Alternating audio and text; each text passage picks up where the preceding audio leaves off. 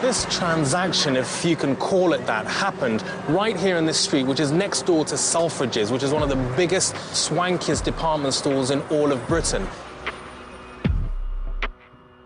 The gang drove into central London with the enslaved young girl who they were selling on to another vice gang. The gang get out of the car as the buyers arrive. A man and a female accomplice approach the DeMarcus.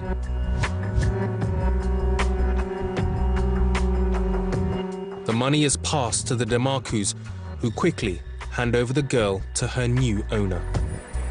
What it makes me feel wondering is how must it have felt for that girl to just be standing in such a public place, to be traded almost like cattle. It was almost as though they were at market and they were selling this, piece of meat.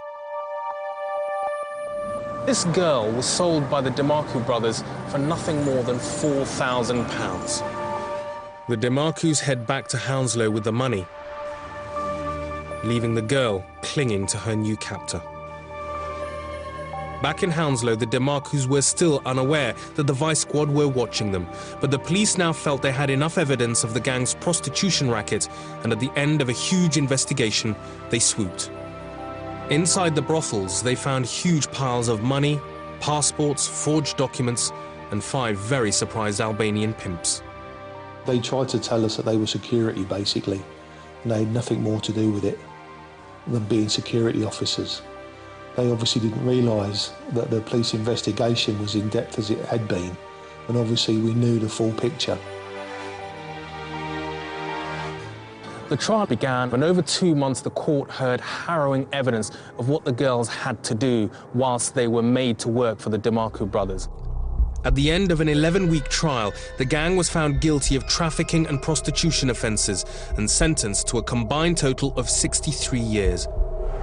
The judge ordered all 5 men to be deported back to Albania at the end of their sentences, and for their 3 Mercedes cars and Suzuki Jeeps to be seized. However, most of the millions they made are believed to have already been sent back to Albania. Having heard all the testimonies and the harrowing experiences of the young girls, the judge was so appalled that he said he believed their treatment had echoes of slavery, which was not acceptable in a civilized society. But the DeMarcus are just the tip of the iceberg, and in their wake have followed other vicious Albanian gangs. Sex trafficking has reached such epidemic proportions that the Crown Prosecution Service believes auctions for enslaved girls now take place between pimps at British airports.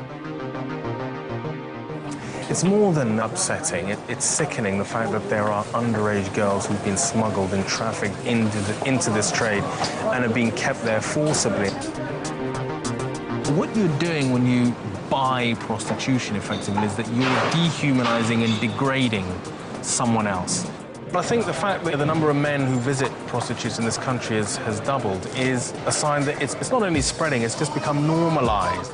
In the year in which we've marked the 200th anniversary of the abolition of the slave trade, it should disabuse us of the idea that slavery is over. It's alive, it's well, it thrives in the sex industry.